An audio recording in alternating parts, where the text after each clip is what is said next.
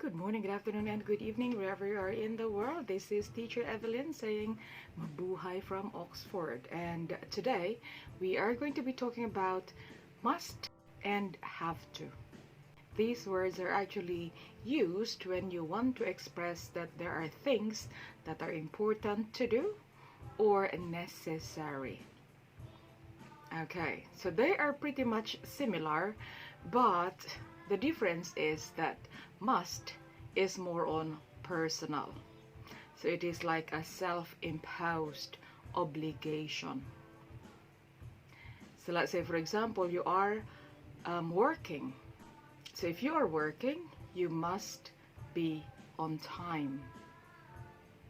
You mustn't be late. So if you are a student, you mustn't be late. You must come on time. That is an obligation as well. So that's what you tell yourself, oh, I mustn't be late. So again, it should be a self-imposed one, but if it is part of a rule, then it is a formal rule or law or policy.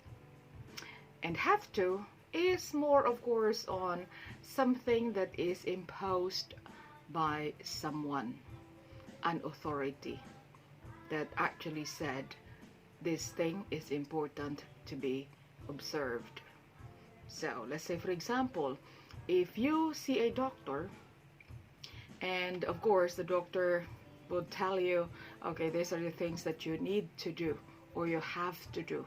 So you will say, oh, the doctor said I have to do this, or I have to lose weight, I have to exercise. So the doctor will tell you what are the things that you have to do.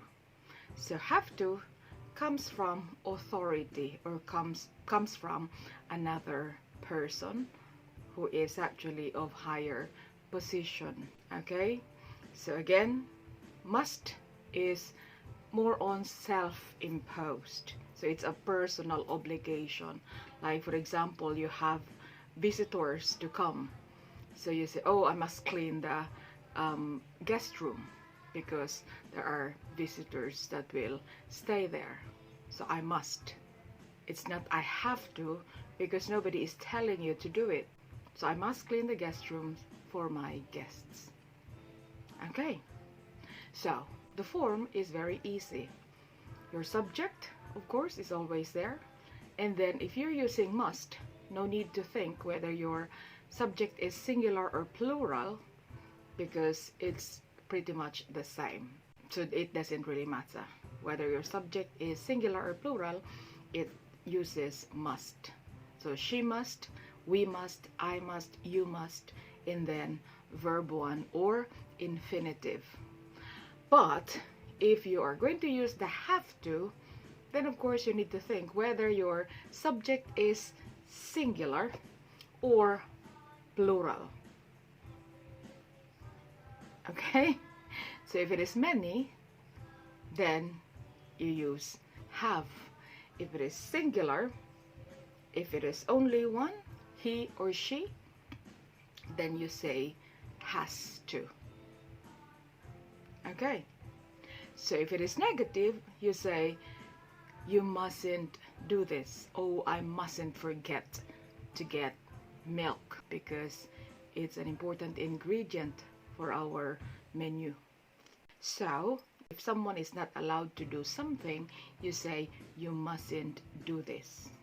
You mustn't share the confidential information that I told you yesterday. Okay, you mustn't, meaning must not, contracted. If it is have to, oh, you don't have to come. If it is not important, you say you don't have to come. Alright? You don't have to do this. Say, for example, tomorrow is a day off. Then you don't have to come to work. Okay? If it's your day off, you don't have to come to work. Okay?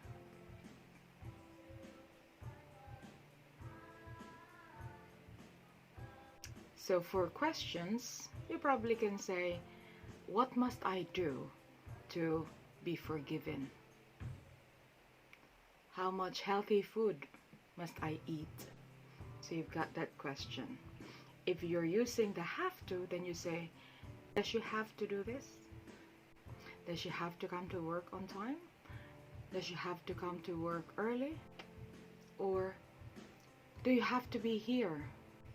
Do I have to finish all the questions? Do I have to follow this list? And so on and so forth. Does he, does she have to? Do we, do they have to? Plus infinitive. I hope it is clear. Okay, I'm gonna give you your quiz here.